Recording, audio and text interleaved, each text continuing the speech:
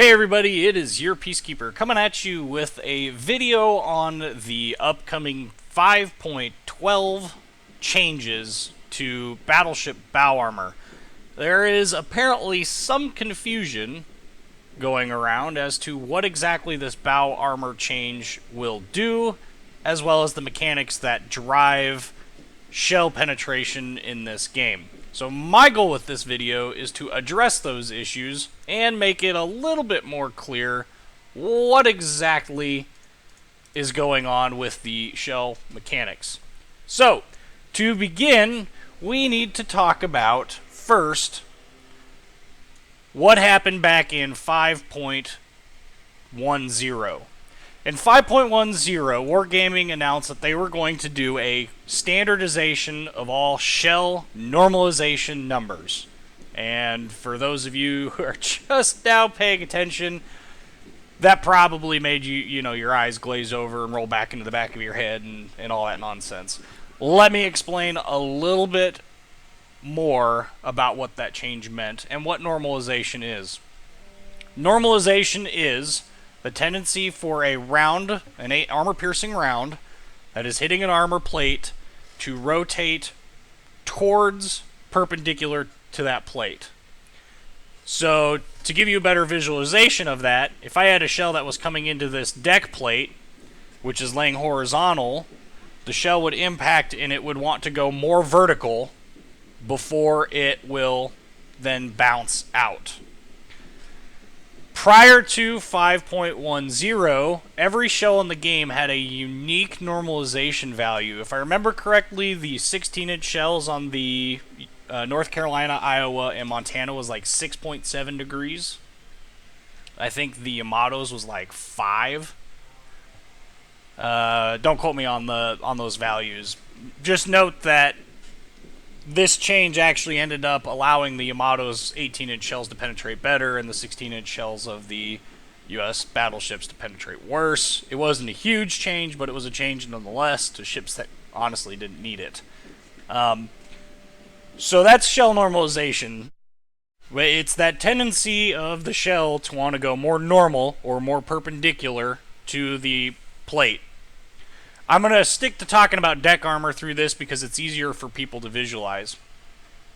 Why that is important is that at 5.10, they use the same value for all battleship shells. If your shell is greater than 223 millimeters, which all the battleships in the game have, your shells all have a 6-degree normalization. Why is that important? Well, to understand why that's important, we need to first explain exactly where normalization factors into the whole shell equation.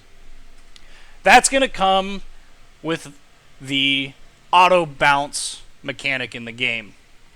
Currently, Wargaming has put in this game a 60-degree Autobounce mechanic. That means if your shell impacts 60 degrees from normal, or for those of us who are looking at deck plate, approximately 30 degrees angle of fall, so that means 30 degrees relative to the horizon, your shell will auto bounce if that normalization number added to it is less than the angle of fall. So let me explain this a little bit clearer. Because all the shells now have the same 6 degrees normalization, that means that a shell impacting at 24 degrees from horizontal, so again that's a shallow angle of fall, 24 degrees angle of fall onto a plate, it will auto bounce if it falls shallower than that, so 23 degrees or 0 to 23 degrees, 23 degrees or less, it will auto bounce regardless of what the real-world penetration value was, so long as it doesn't pass another check that I'll explain in a minute. The practical upshot to this is that most shells in this game, at the ranges at which we fire, will not penetrate deck armor. Period. Simply because the angle of fall is simply too shallow. The exception to this is what we're going to get into next, which is called the Overmatch Mechanic. which is what 5.12, 5.12 attempted to address a balance issue in. Before we get to there, let's talk about exactly how shells are, their damage, and how all that is processed in this game. This is, by the way, this isn't an official, I don't know that this is for a fact how it works. This is just how it makes the most sense that it works. It may or may not be a little bit more or less complex than this. Basically, the first thing that happens when a shell impacts a plate, any armor in the game, it has to pass that Autobounce check. So again, we'll just use the deck armor. If you impact at 23 degrees, it fails the Autobounce check, because remember, we're talking 66 degrees from normal or 24 degrees angle of fall, or steeper will penetrate, shallower will not. 23 degrees, the angle of fall is shallower than 24 degrees, so it will fail the Autobounce check. If it passes the Autobounce check, it penetrates. Then it goes on to the penetration stuff. If it fails, such as in this example, the 23 degree angle of fall, it then goes on to pass to do an overmatch check. Overmatch is a mechanic in the game that says that a shell of certain caliber divided by this arbitrary number will penetrate this thickness of armor plate regardless of what angle it hits. And I'll get into that in just a minute here. If it passes the overmatch check, it will then go into a penetration check in which it determines whether or not the shell has enough energy to penetrate the plate. If it has enough energy to penetrate the plate, it will then go and it will determine whether or not it's an over penetration, a normal penetration, or a citadel penetration. If it doesn't have enough penetration, the shell shatters. And that's, if you have the detailed ribbons on, that's what that icon is for. After that, it determines what damage is done, depending on how it penetrates. That's nothing new. The shell normalization check is all part of that Autobounce stuff. So what's this overmatch mechanic that I just briefly talked about? The overmatch mechanic, like I said, is a shell of certain diameter will always penetrate a plate of certain thickness, regardless of what angle it impacts at. Those values, well, let me give you the actual formula first. The formula is going to be maximum armor thickness that a shell will penetrate is equal to the shell caliber in millimeters divided by 14.3. 14.3 is an arbitrary number made up by Wargaming for game balance purposes. The practical upshot of that, let me just tell you straight up what those numbers are. For Tier 8 and on, okay? Well, I guess depending on what nation, we'll just give it by gun caliber. If you are a Tirpitz or Bismarck or the Bayern or the Gneisenau with 15-inch guns, that value is going to be 26.57 millimeters. That means any plate of 26.57 millimeters or less will be overmatched by a 15-inch gun.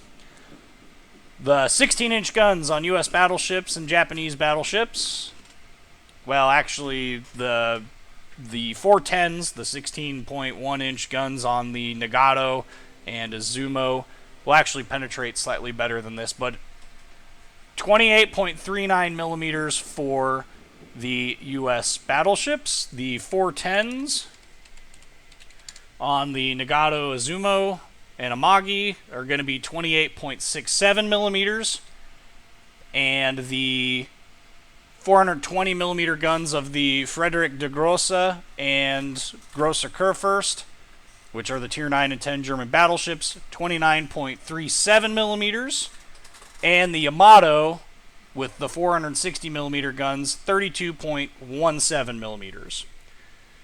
So plate thicknesses less than those numbers will always be overmatched by that caliber of gun.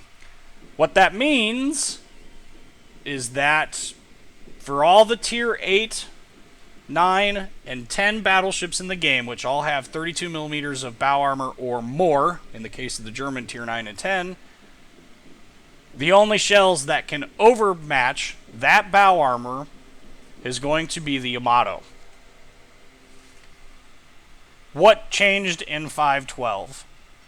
In 5.12, if you go into the public test server and look at the armor viewer, you will notice that all the 32mm bow armor plates have been reduced to 28mm. What that means is that any shell larger than 16 inch in diameter will overmatch that bow armor. Again, if a shell overmatches the bow armor, it doesn't matter what angle it impacts, it will always have a chance to penetrate into the ship. The exception, of course, to this is going to be the Frederick de Gross and the Grosser Kurfürst, which have 60mm of bow armor for the lower part of the bow. The upper portion of it did get changed. The Frederick de Gross, the bow armor on it, well, actually, we can go look at it.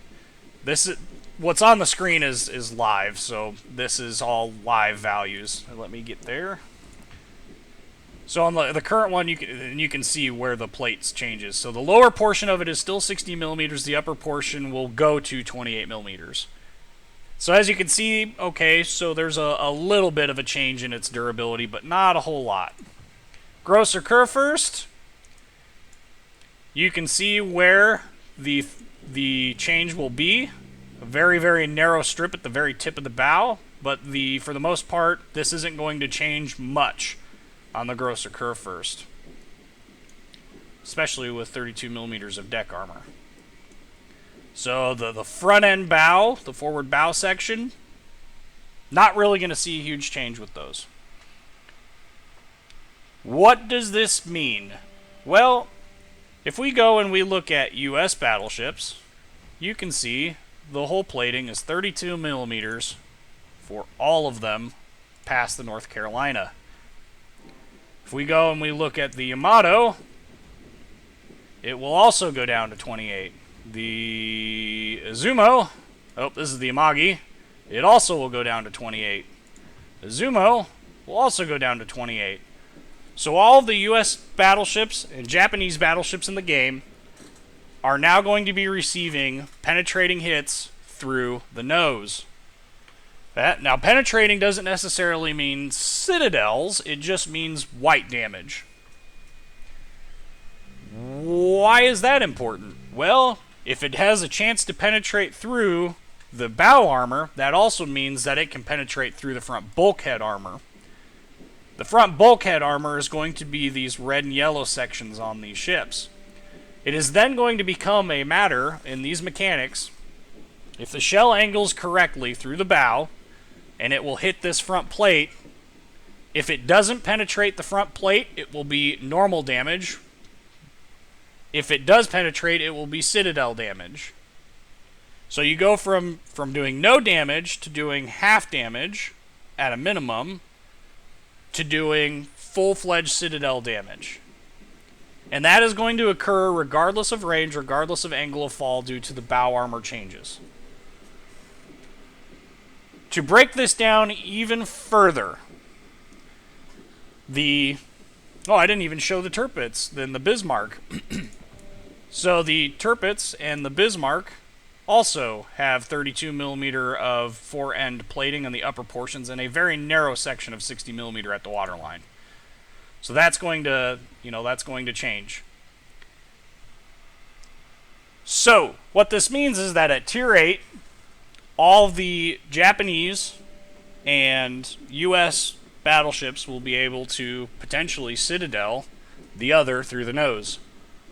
The US and Japanese ships will also have the ability to penetrate the front of a Tirpitz or Bismarck and hit this front bulkhead section, which, as you can see, isn't exactly thick at all. However, the Tirpitz and Bismarck with their 15-inch guns will not be able to reciprocate because they do not have enough. The other ships have too much armor over the front end of their ship. It will always bounce. So, huge nerf to the Tirpitz and Bismarck at Tier 8 in terms of their combat capabilities to bow on US and Japanese battleships. US and Japanese battleships receive a huge nerf in their survivability, and they will definitely receive more citadels through the nose, which is just a fun and engaging game mechanic. Tier 9. At Tier 9, we can go and look at the Iowa. The Iowa will also receive more citadels through the nose, and as a result, will be able to be penetrated by all of the Tier 9 battleships because they all have 406mm main guns or larger. In fact, the Frederick de Gross will now overmatch, so now all the battleships can citadel each other through the nose. The exception being the Frederick de Gross, which will not be able to be citadeled when the shells impact the the lower portion of the belt. So the lower portion of the belt armor all the way up at the nose will still be 60mm. You cannot shoot through that. Any shells that impact this upper portion will be able to penetrate and potentially hit the citadel. And as you can see, there's not exactly a whole lot of armor there. Tier 10. At Tier 10, the same holds true. The Yamato and the Montana will be able to citadel and penetrate each other from the nose. This is a massive nerf to the Montana's durability, which did not need it. The Yamato's 18-inch guns will have more than plenty to citadel again. It already was able to do it before. Now there's even less impeding it to citadel through the nose. Not really a huge change there. Just, it's a bit annoying, and it'll be even more annoying now because other Montanas will be able to do it to you, and we'll be able to have the Grosser Kurfürst do the same thing to us with its 406mm base gun option, and obviously with the 420s. And of course, the Grosser Kurfürst has an even larger front belt section of 60mm. That means that the only sections that you'll be able to actually penetrate are going to be this very narrow band on the very tip of the ship, which is almost impossible, or the very top part of this deck, which means it'll be basically impossible to hit the citadel from, because those shells will have to come in and they'll actually have to have a steep enough angle of fall to hit the citadel. It will be very rare to do that. What ship gets punished the most out of this? Well, it's hard to pick one ship that gets punished the most. I will say that angling will now become an even more important thing for U.S. battleships, whereas before, you could bow camp in North Carolina. You can no longer do that. The Iowa Izumo dynamic is going to get more interesting because now the Iowa will take more damage through the nose, which, yay, another nerf to U.S. battleship, but the Izumo will also be able to take more damage through the nose, so it kind of works out as being fairly neutral. All ships with 16-inch or greater guns are going to see damage increases on bow-on targets. The one ship that I think suffers the most from this change is going to be the Yamato. And in terms of tactics, you will see that the Yamato's got this hexagonal citadel box. If you angle with this ship, it doesn't take much of an angle for all those shells to now impact this flat plate right here. And it is angled back a little bit, so, I mean, if you're close enough, you're going to citadel the crap out of a mildly angled Yamato. The best tactic for a Yamato is still going to be this bow-on camping thing.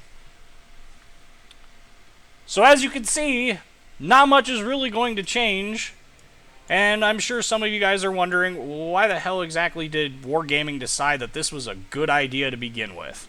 Well, Wargaming had a idea of what exactly they wanted to do for 5.12, what they wanted to fix. They wanted to get rid of the U.S. servers bow-on, not always long range, but mostly long range sniping mechanic. They're planning on doing this by reducing that bow armor, which will allow them to be citadel through the nose and should, in theory, discourage this long range camping.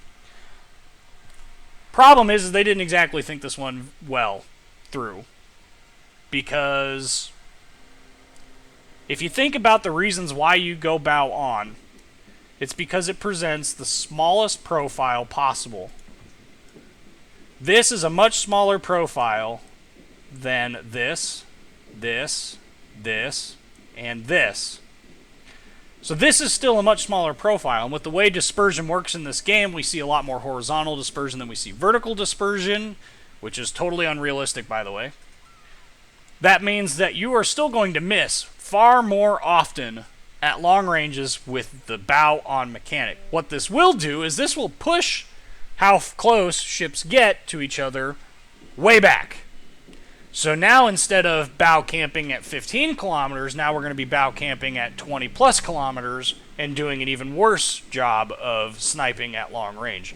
The ship that benefits the most from it, currently on the screen, has the best Sigma value in the game, has the most ridiculous penetration tables in the game.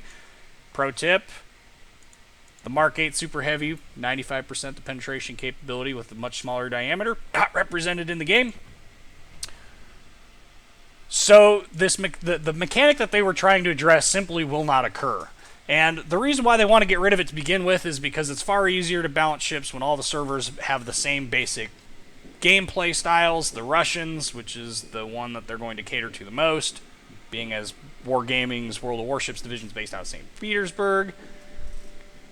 They all like to get in these big death balls and brawl, which is a huge boon to German battleships on the Russian server, but it does nothing to address the durability issues that are seen currently in live with Tier 8 ships, which means that it also does nothing to address the repair bill issue.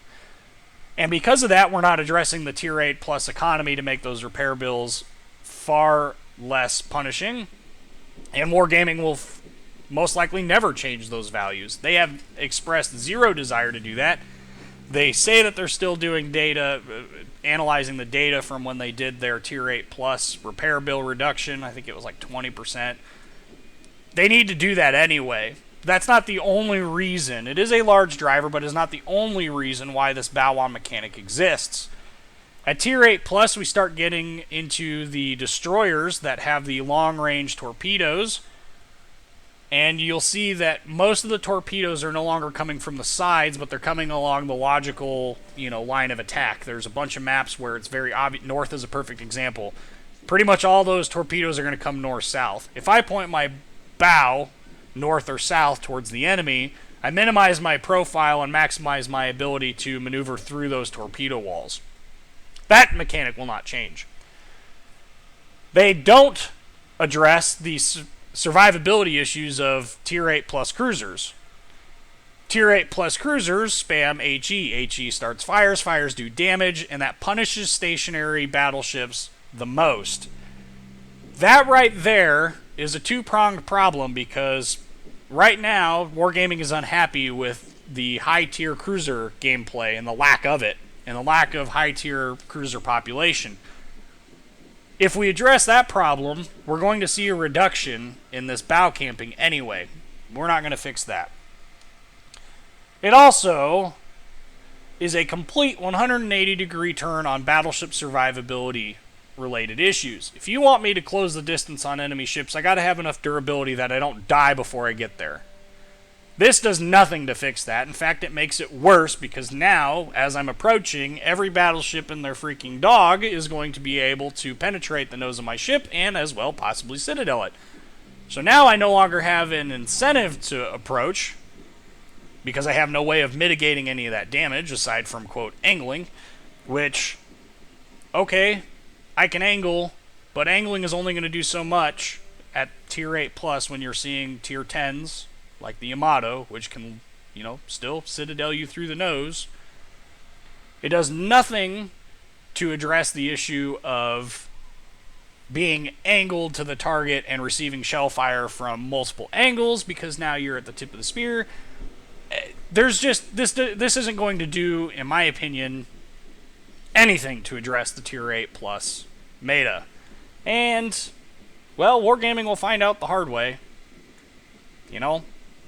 I don't know what else to tell you, but basically, this change is going to be very punishing for a number of ships. And if you're one of the German battleship players that plays the Friedrich de Grosse and the Grosser Kurfürst, you're not going to see much of a change in durability. If you frequently play the Bismarck and Tirpitz, or any of the US and Japanese battleships, prepare for frustration.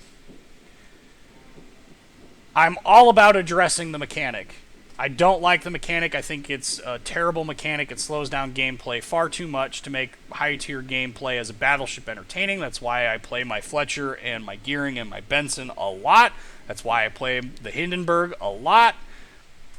Wargaming had other options in which they could have taken to address this issue. The biggest of which is addressing the overmatch mechanic and making it so that the 18-inch shells from the Yamato do not lull pen any other ship with 32mm bow armor. That would allow most U.S. battleships, and I suspect the Tirpitz and Bismarck as well, to close the distance without worrying about taking massive amounts of damage.